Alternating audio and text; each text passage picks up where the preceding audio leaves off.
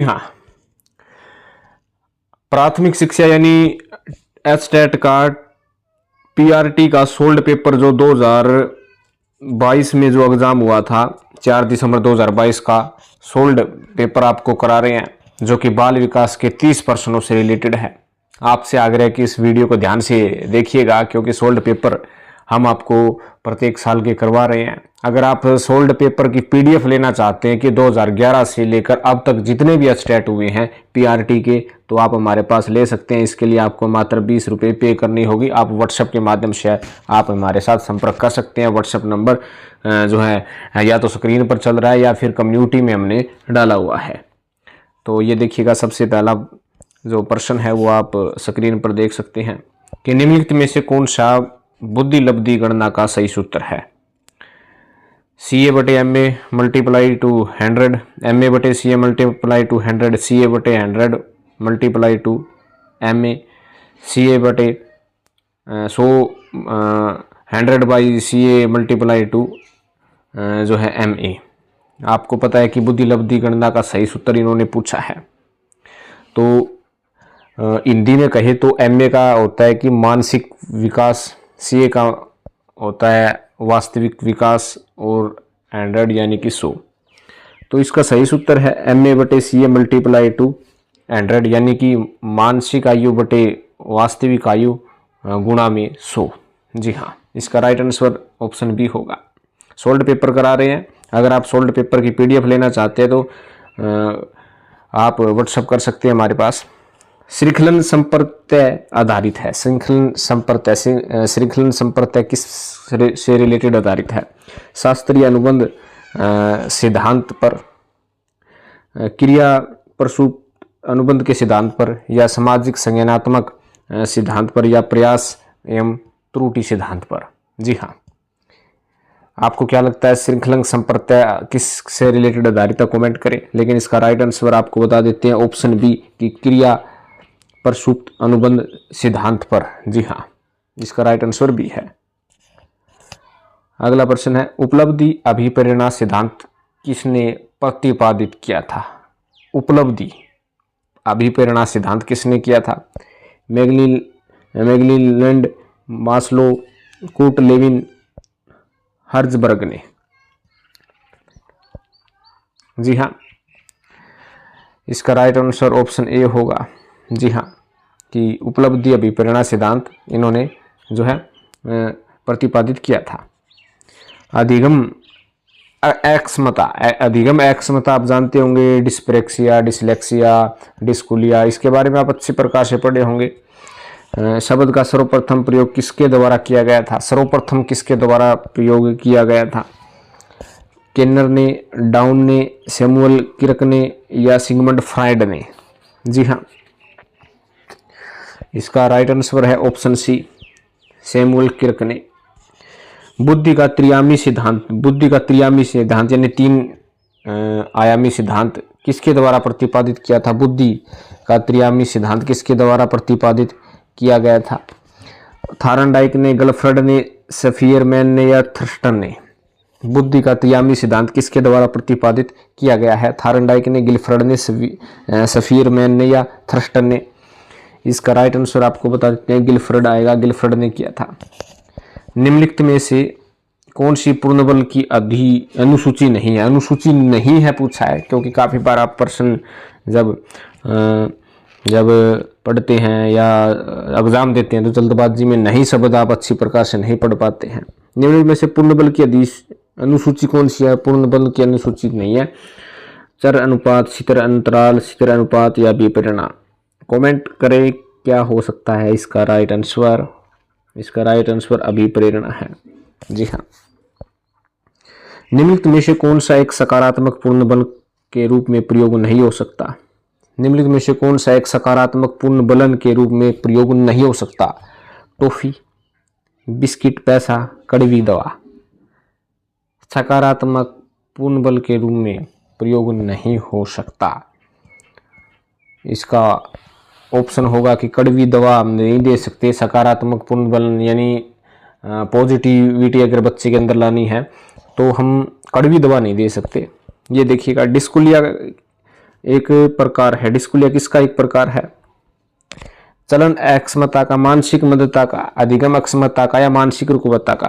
आपको मैंने बताया था कि अधिगम अक्षमता क्या होती है, डिसलेक्सिया, डिसप्रेक्सिया, डिस्कुलिया जो कि गणितीय से संबंधित होता है। तो ये अधिगम अक्षमता का एक प्रकार है, आपको याद होगा। और अधिगम अक्षमता से हर बार प्रश्न पूछे जाते हैं, ये टॉपिक आपको अलग से भी हम कराएंगे। ये देखिएगा, मनोविज्ञान की प्रथम प्रयोगशाला के खोजकर्ता प्रतिपादक थे। मनोविज्ञान की जो प्रथम प्रयोगशाला के खोजकर्ता के प्रतिपादक कौन थे? William Wood, Cyril Burt, Adler Alfred, Jean पियाजे। प्रथम प्रयोगशाला के कौन थे, ये आपको याद रखना है। जी हाँ, हालांकि ये प्रश्न काफ़ी कुछ देखने को मिला था, क्योंकि इस प्रश्न पर काफ़ी कुछ जो ऑप्शन को लेकर जो है एक तरीके से ऑब्जेक्शन लगे थे, क्योंकि इसका to the point right answer कोई नहीं बना था। हालांकि एल्डर अल्फ्रेड इसको जो है अच्छा माना गया था, लेकिन एस्टेट जो 2022 को हुआ था, इसमें जिस किसी ने कोई भी ऑप्शन भरा उसको ठीक माना गया था, ये आपको बता देते हैं। भैंस वेग किस मूल प्रवृत्ति से जुड़ा है? भैंस वेग किस मूल प्रवृत्ति से जुड़ा? भय क्या है? पलायन, लड़ाई, निवृत्ति, जिज्ञासा। भय क्या होता है? भैंस वेग आप जानते होंगे कि भय किससे आता है, क्यों आता है। लड़ाई भैंस वेग नहीं होता, निवृत्ति भी नहीं होता, जिज्ञासा नहीं होता, पलायन होता है, पलायन। जी हाँ, पलायन। निम्नलिखित में से कौन सी पियाजे की संज्ञानात्मक विकास की अवस्था नहीं है पूछा गया है। हिंदी में यदि करें तो शिवेंगी पेशी अवस्था, पूर्ण सक्रिय अवस्था, मूर्त अवस्था, औपचारिक अवस्था, ये आपने पढ़े हैं। तो इनमें से कौन सा नहीं होगा? Option C, गुप्तावस्था। कोहलबर्ग के अनुसार दंड से बचने हेतु नैतिकता का विचार किस सत्र के अंतर्गत आता है? कोहलबर्ग ने जो दंड से बचने के लिए नैतिकता का विकास किस सत्र पर आता है? दंड से कैसे बचे? जी हाँ, पूर्व रूढ़िवाद, रूढ़िवादी, उत्तर रूढ़िवादी अवस्था, इनमें से कोई नहीं। इसको पूर्व परंपरागत या उत्तर परंपरागत भी कई जगह बोल देते हैं। तो इसका राइट आंसर होगा पूर्व रूढ़िवादी अवस्था। कि कोहलबर्ग के अनुसार दंड से बचने के लिए नैतिक विकास का किस स्तर पर अंतर्गत आता है? वो पूर्व रूढ़िवादी अवस्था होगी। एक बालक का उसकी माता के प्रति आकर्षण को फ्रायड ने कहा है। इलेक्ट्रा ग्रंथि, नैतिक द्वंद, ओडिपस ग्रंथि, मौखिक ग्रंथि। एक बालक का अपनी माता के प्रति आकर्षण क्या कहा है? फ्रायड ने कहा था। तो इसका राइट आंसर आएगा ओडिपस ग्रंथि है। ये ओडिपस, जो एक बालक और माता के प्रति जो आकर्षण है, वो ओडिपस ग्रंथि है। सिगमंड फ्रायड जाने जाते हैं। सिगमंड फ्रायड आप जानते हैं, सामाजिक विकास सिद्धांत के लिए, मनोलैंगिक सिद्धांत के लिए, संज्ञानात्मक विकास सिद्धांत के लिए, नैतिक विकास सिद्धांत के लिए। जी हाँ, कमेंट करें। इसका राइट आंसर ऑप्शन बी, मनोलैंगिक विकास का सिद्धांत फ्रायड ने दिया था। आपको याद दिवा देते हैं, शायद आप भूल जाते हैं। ब्रॉन फेनब्रनर के जैव परिस्थितिकीय सिद्धांत के अनुसार नियम और कानून उदाहरण है। सूक्ष्म तंत्र, मेसोतंत्र, बृहत तंत्र और समय तंत्र की जैव पारिस्थितिकीकरण सिद्धांत को क्या है? जैव को। जी हाँ, इसका राइट आंसर आएगा बृहत तंत्र के। निम्न में से कौन सा कथन विकास के संदर्भ में सही नहीं है? विकास सही नहीं है पूछा है, ये याद रखिएगा। यह एक सतत प्रक्रिया बिल्कुल है। यह एक आयामी होता है, इसकी संचयी प्रवृत्ति होती है, इसमें व्यक्तिगत विभिन्नता पाई जाती है। तो इसका राइट आंसर होगा ऑप्शन बी, ये कि एक आयामी नहीं होता विकास। बच्चा जब पैदा होता है माँ के गर्भ में, तब से विकास शुरू हो जाता है। यानी गर्भ से कब्र तक जो है बच्चे के कह सकते हैं, गर्भ से कब्र तक ये विकास होता है। यह एक आयामी नहीं हो सकता, बहुआयामी होता है। ये देखिएगा, निम्नलिखित में से कौन सी तकनीक दृष्टिबाधित बालक के शिक्षण हेतु प्रयोग की जाती है? ये दृष्टिबाधित बालक के शिक्षण हेतु प्रयोग की जाती है, PECS। संकेत भाषा, टेलर फॉर्म या निम्नलिखित में से कोई नहीं। तो इसका राइट आंसर आएगा टेलर फॉर्म, कि जो अंधे बालक होते हैं उनके लिए टेलर फॉर्म होता है। ब्रेन लिपि इनके लिए यूज की जाती है, दृष्टिबाधित बच्चों के लिए, आपको ये भी बता देते हैं। निम्नलिखित में से किसका अध्ययन मनोविज्ञान एवं बाल विकास के प्रतिच्छेद बिंदु पर स्थित है? सामाजिक मनोविज्ञान, संगठनात्मक मनोविज्ञान, औद्योगिक मनोविज्ञान या विकासात्मक मनोविज्ञान? निम्नलिखित में से किसका अध्ययन मनोविज्ञान एवं बाल विकास के प्रतिच्छेद बिंदु पर स्थित है? मनोविज्ञान एवं बाल विकास के प्रतिच्छेद बिंदु पर स्थित है। तो आप कमेंट करके बताइएगा, फटाफट कमेंट करें। इसका आएगा राइट आंसर ऑप्शन डी, विकासात्मक मनोविज्ञान। निम्नलिखित में से किसने नैतिक विकास का सिद्धांत दिया? नैतिक विकास का सिद्धांत पियाजे ने, फ्रॉइड ने, वेगोस्की ने, बंडूरा ने। नैतिक विकास का सिद्धांत किसने दिया है? कोहलबर्ग ऑप्शन में नहीं है। नैतिक विकास का सिद्धांत पियाजे ने, जी हाँ। निम्नलिखित में से कौन सा निरीक्षणात्मक अधिगम का तत्व? निरीक्षणात्मक, निरीक्षण करना, बुद्धिमत्ता, अनुबंध, थ्रस्टन या व्यक्तित्व? जी हाँ, ये थ्रस्टन आएगा राइट आंसर। बालक अंतबोध परीक्षण किसके द्वारा विकसित किया गया? बालक अंतबोध परीक्षण किसके द्वारा विकसित किया गया? बेलक, थारनडाइक, संग्रहण, ओलपोर्ट? कमेंट करें, फटाफट कमेंट करें। इसका आएगा बेलक।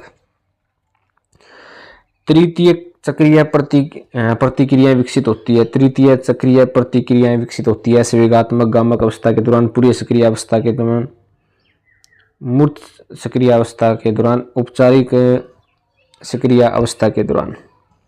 जी हाँ, तृतीय चक्रीय, इसमें ऑप्शन ए आएगा। जी हाँ। एक बच्चा कहता है कि चांद हंस रहा है, यह निम्न में से किस विशेषता को इंगित करता है? आत्म केंद्रित, सकारात्मक, इंजीम, नकारात्मक? जी हाँ, चांद हंस रहा है या इनिमिज्म, इसका राइट आंसर आएगा।